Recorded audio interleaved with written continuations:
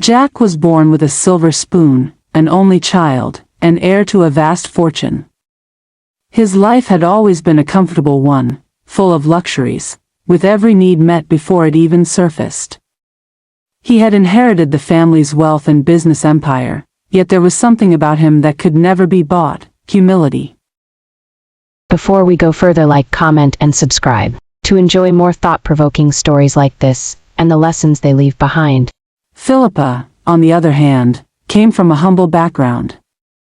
Her family lived in a small, cramped house on the outskirts of town. They struggled to make ends meet, but they were united by love, compassion, and respect for one another.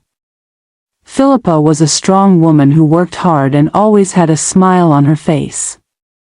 She met Jack in the most unexpected way, at a charity event her parents had volunteered at, hoping to give back to the community. Jack, with his wealth and arrogance, had noticed her immediately. For months, Jack charmed Philipa with lavish gifts, taking her to the finest restaurants, buying her expensive clothes, and offering to pay her bills.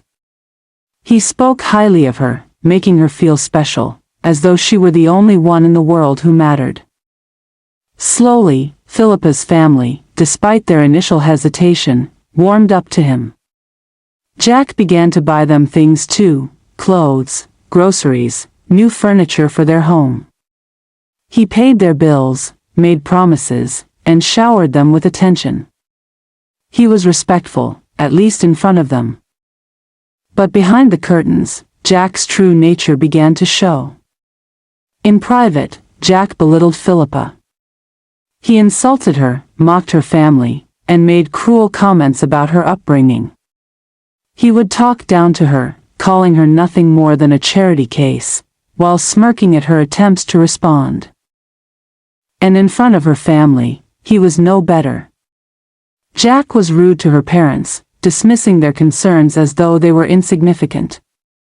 He belittled them for their modest lifestyle, their low standards, and their unfashionable appearance. But her family stayed silent. They knew they were benefiting from Jack's generosity and figured it would all change once they were married. One evening, at a dinner party thrown by Jack in his mansion, he proposed to Philipa. The moment was filled with tension, not the kind of excitement one might expect from a proposal, but rather a moment of hesitation. Still, Philipa's family, eager to embrace the opportunities that would come with this marriage, never objected. They saw Jack's wealth as the solution to all their problems. Philipa hesitated. She was scared, unsure of her feelings. But Jack was relentless, forcing her into the decision, and the wedding was set. On their wedding day, with her family's approval, Philipa walked down the aisle, unsure of what her life with Jack would hold. She thought, maybe this is just a phase.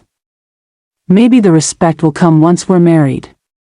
But as soon as they moved into Jack's mansion, the disrespect only escalated. In the months that followed, Jack's insults became even more cutting. He called Philipa's parents pathetic, ungrateful, and ignorant.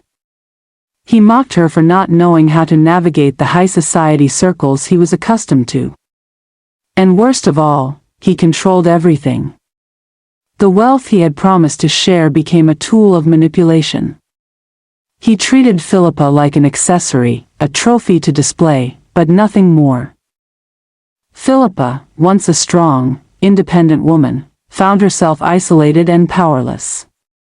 Her family, who had turned a blind eye to his behavior because of the benefits, now began to see the truth. But it was too late. Wealth does not define the value of a person. The true worth of a relationship lies in mutual respect, trust, and genuine affection. Love cannot be bought, and no matter how many material things are given, they cannot replace emotional security and respect. Staying in a toxic relationship for comfort, security, or fear of starting over can lead to long-term harm. It is important to recognize red flags early and have the strength to walk away. Have you ever ignored the warning signs in a relationship because of material benefits or comfort?